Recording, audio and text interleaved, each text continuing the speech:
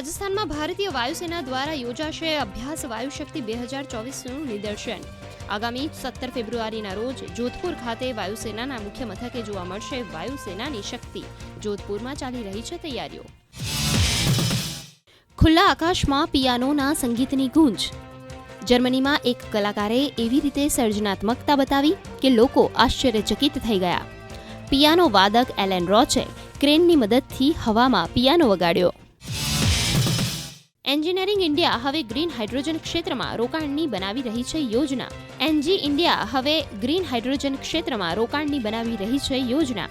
NG ઇન્ડિયાએ ગુજરાતમાં 400 મેગાવોટની સૌર પરિયોજના કરી છે હાંસલ. फ्रांस बेस्ड कंपनी हवे भारतना अन्य राज्यों में रोकाणनी बनावी रही है योजना. 10 साल से हम लोग रिन्यूएबल एनर्जी कर रहे हैं.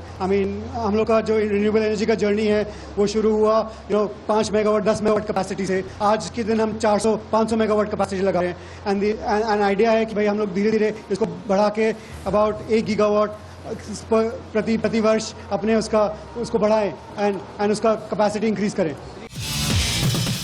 દિલ્હીમાં ઇન્દ્રપ્રસ્થ મહિલા મહાવિદ્યાલયનો યોજાયો શતાબ્દી સમારોહ. ઉપરાષ્ટ્રપતિ જગદીપ ધનખડ રહ્યા ખાસ ઉપસ્થિત.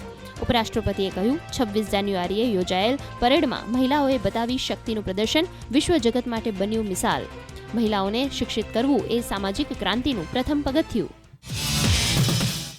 ગુયાનાના પ્રધાનમંત્રી બ્રિગેડિયર માર્ક ફિલિપ્સ 6 દિવસ માટે ભારત પ્રવાસે.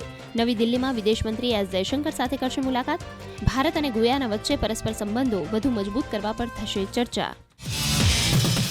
ચીલીના વર્તમાન રાષ્ટ્રપતિ ગેબ્રિયલ બોરિકે ભૂતપૂર્વ રાષ્ટ્રપતિ પિનેરાના મૃત્યુને દુઃખદ ગણાવતા 3 દિવસના રાષ્ટ્રીય શોકની કરી જાહેરાત.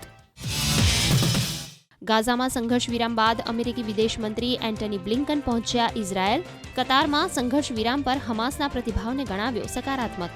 અમેરિકા ગાઝામાં કાયમી યુદ્ધ વિરામ માટે સમજૂતી પર પહોંચવા કરી રહ્યું છે પ્રયાસ.